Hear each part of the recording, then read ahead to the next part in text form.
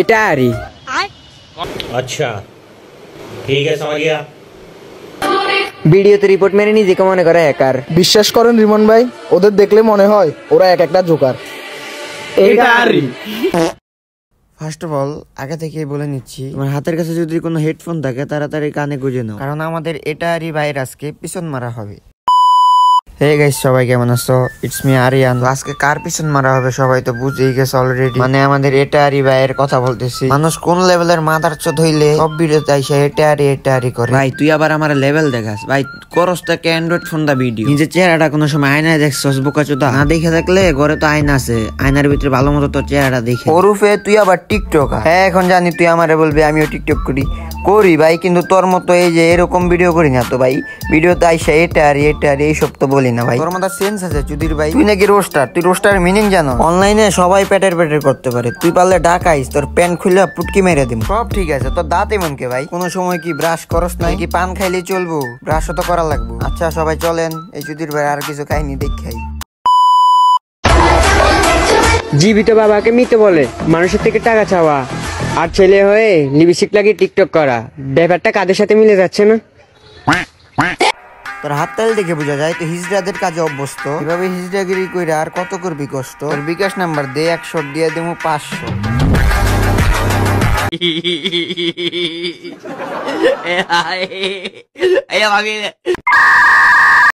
बस साड़ी पहन कर आ जाओ। नहीं বারবার এইসব ভিডিও বানাইয়া কেন করতেছস কষ্ট?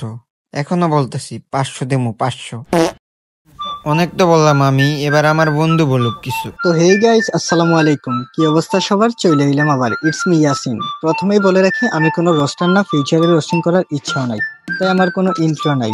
তবে আপনাদের কোনো চিন্তা নাই, ইন্ট্রো দেওয়ার জন্য আমাদের মেহেদি ভাই তো আছেই। তো মেহেদি ভাই ইন্ট্রোটা দেন দেখি। এটা আরই। আরে মেহেদি ভাই সেরা ইন্ট্রো হয়েছে ভাই, একের কয় একবারে পাঠায় দিয়েছেন। করা ভাই করা।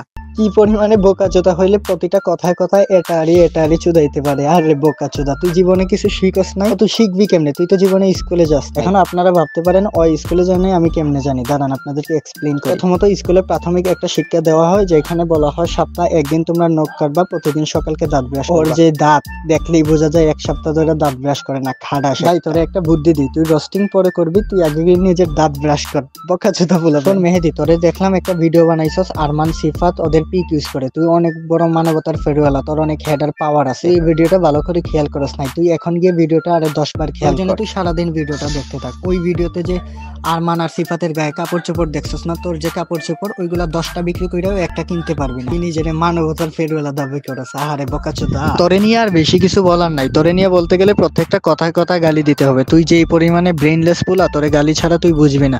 তোরে একটা কথাই বলি ভাই, এসব রোস্টিং বাদ দে, নিজের বদাই প্রমাণ করা বাদ দে। তুই পার্ট টাইম এখন থেকে দাঁত ব্রাশ কর।